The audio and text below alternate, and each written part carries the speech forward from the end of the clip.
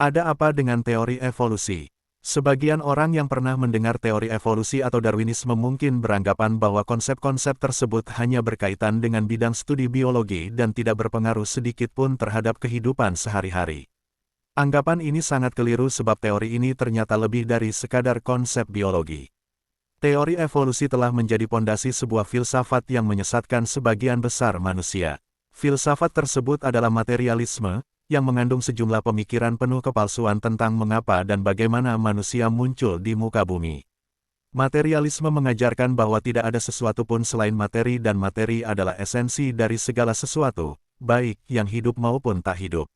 Berawal dari pemikiran ini, materialisme mengingkari keberadaan Sang Maha Pencipta, yaitu Allah. Dengan mereduksi segala sesuatu ke tingkat materi, teori ini mengubah manusia menjadi makhluk yang hanya berorientasi kepada materi dan berpaling dari nilai-nilai moral. Ini adalah awal dari bencana besar yang akan menimpa hidup manusia. Kerusakan ajaran materialisme tidak hanya terbatas pada tingkat individu.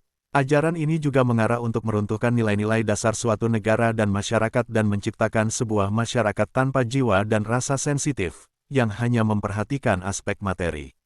Anggota masyarakat yang demikian tidak akan pernah memiliki idealisme seperti patriotisme, cinta bangsa, keadilan, loyalitas, kejujuran, pengorbanan, kehormatan atau moral yang baik, sehingga tatanan sosial yang dibangunnya pasti akan hancur dalam waktu singkat.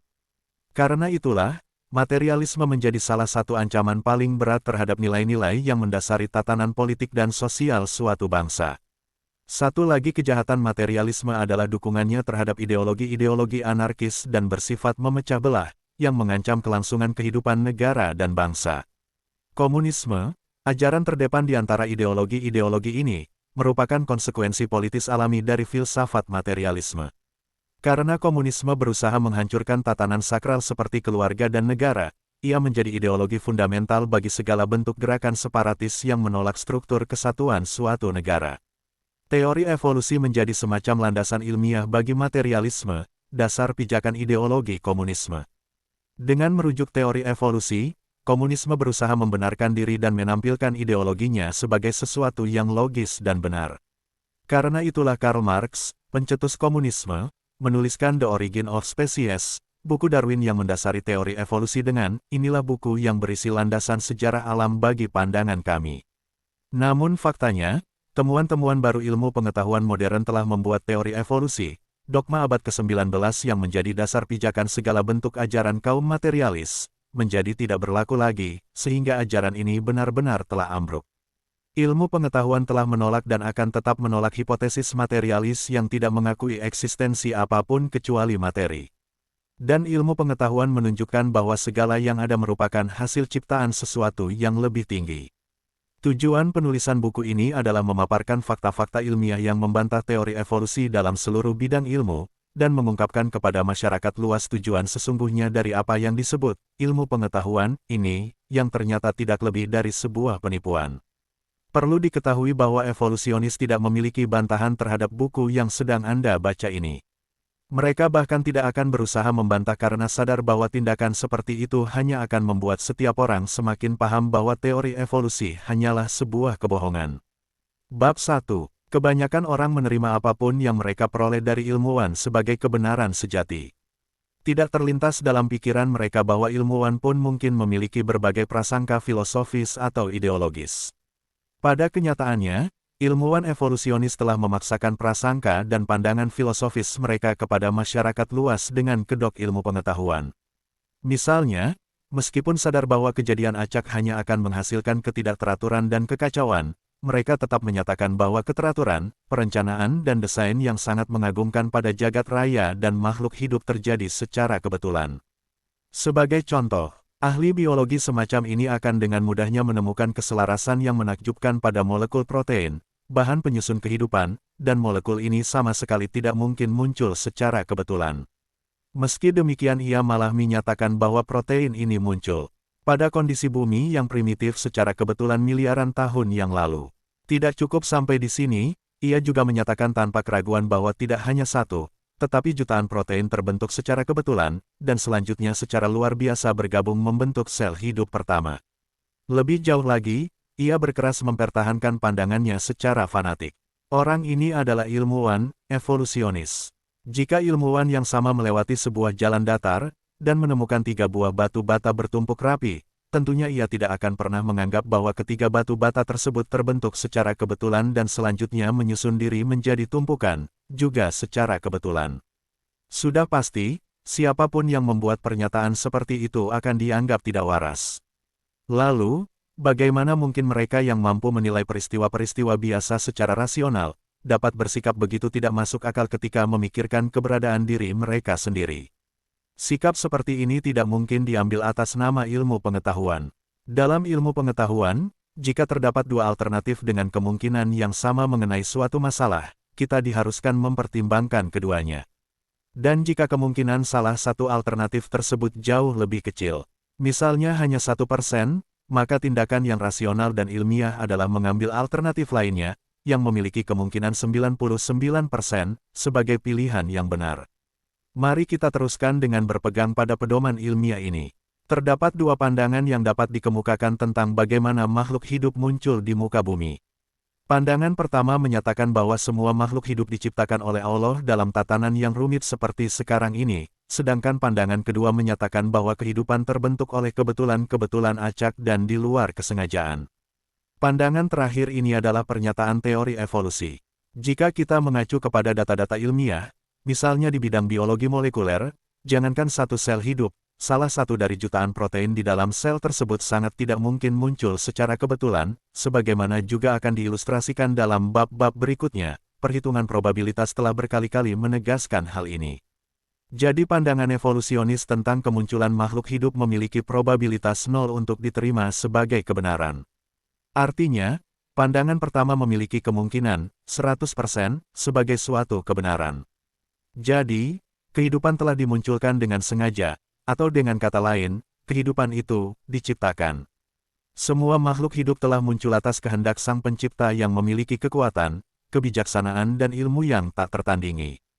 Kenyataan ini bukan sekadar masalah keyakinan, ini adalah kesimpulan yang sudah semestinya dicapai melalui kearifan, logika dan ilmu pengetahuan. Dengan begitu, sudah seharusnya ilmuwan, evolusionis, tadi menarik pernyataan mereka dan menerima fakta yang jelas dan telah terbukti. Dengan bersikap sebaliknya, ia telah mengorbankan ilmu pengetahuan demi filsafat, ideologi dan dogma yang diikutinya, dan tidak menjadi seorang ilmuwan sejati. Kemarahan, sikap keras kepala dan prasangka, ilmuwan, ini semakin bertambah setiap kali ia berhadapan dengan kenyataan. Sikapnya dapat dijelaskan dengan satu kata, keyakinan. Tetapi keyakinan tersebut adalah keyakinan tahayul yang buta, karena hanya itulah penjelasan bagi ketidakpeduliannya terhadap fakta-fakta atau kesetiaan seumur hidup kepada skenario tak masuk akal yang ia susun dalam khayalannya sendiri. Keyakinan yang kita bicarakan ini adalah filsafat materialistis, yang berpendapat bahwa materi bersifat kekal, dan tidak ada yang lain kecuali materi. Teori evolusi menjadi semacam pondasi ilmiah filsafat materialistis ini, sehingga dibela secara membuta demi mempertahankan filsafat tersebut. Ketika ilmu pengetahuan menggugurkan pertanyaan-pertanyaan tentang evolusi pada penghujung abad ke-20, mereka berupaya mendistorsi dan menempatkan ilmu pengetahuan untuk mendukung teori evolusi, sehingga ideologi materialisme tetap hidup. Kutipan dari salah seorang ahli biologi evolusionis ternama dari Turki berikut ini merupakan contoh nyata untuk melihat tujuan dari penilaian menyimpang akibat keyakinan buta ini. Ilmuwan ini membahas probabilitas pembentukan secara kebetulan sitokrom C, salah satu enzim terpenting bagi kehidupan. Probabilitas pembentukan rangkaian sitokrom C mendekati 0. Jadi, jika kehidupan memerlukan sebuah rangkaian tertentu, maka dapat dikatakan bahwa ia memiliki probabilitas untuk terwujud hanya satu kali di seluruh alam semesta. Jika tidak, kekuatan-kekuatan metafisis di luar definisi kita mestilah telah berperan dalam pembentukan tersebut.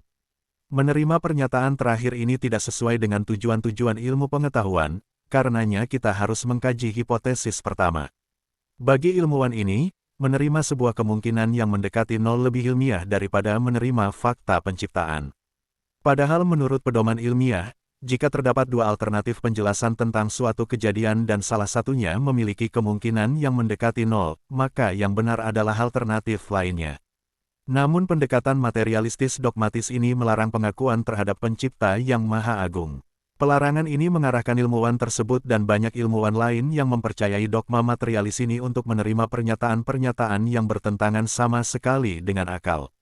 Orang-orang yang mempercayai ilmuwan tersebut pun menjadi terpikat dan dibutakan oleh mantra materialistis yang sama, dan mengalami kondisi psikologis serupa ketika membaca buku-buku dan artikel-artikel mereka.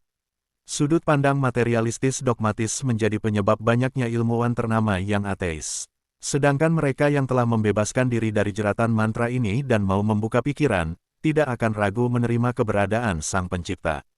Ahli biokimia Amerika, Dr. Michael J. Behe, salah seorang ilmuwan terkemuka pendukung teori intelligent design, yang akhir-akhir ini telah diterima luas, menggambarkan para ilmuwan yang tidak mempercayai desain atau penciptaan makhluk hidup sebagai berikut.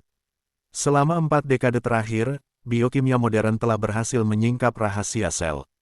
Hal ini menuntut puluhan ribu orang mendedikasikan bagian terbaik dari hidup mereka untuk pekerjaan laboratorium yang membosankan. Usaha kumulatif meneliti sel, yang berarti meneliti kehidupan di tingkat molekuler, menghasilkan sebuah teriakan tajam, jelas dan nyaring, desain. Hasilnya sangat jelas dan begitu signifikan, sehingga harus dikategorikan sebagai sebuah pencapaian terbesar dalam sejarah ilmu pengetahuan. Anehnya, kerumitan yang luar biasa dari sebuah sel ini disambut dengan kesadaran yang tak terungkap. Mengapa komunitas ilmuwan tidak antusias menyambut penemuan yang mengejutkan ini? Mengapa observasi desain ini diselimuti dengan tabir intelektual? Yang menjadi dilema adalah bahwa ketika satu sisi seekor gajah diberi label intelligent design, sisi yang lain harus diberi label Tuhan. Inilah kesulitan bagi ilmuwan evolusionis ateis yang Anda saksikan di majalah-majalah dan televisi dan menulis buku-buku yang mungkin Anda baca. Semua penelitian ilmiah yang mereka lakukan menunjukkan keberadaan Sang Pencipta. Akan tetapi, karena telah begitu mati rasa dan buta oleh pendidikan materialistik dogmatis, mereka masih saja bersikeras menolak. Mereka yang terus-menerus mengabaikan tanda-tanda dan bukti-bukti nyata keberadaan Pencipta akan kehilangan seluruh kepekaan. Mereka terperangkap dalam kepercayaan diri yang menyesatkan akibat memudarnya kepekaan, dan akhirnya menjadi pendukung kemustahilan.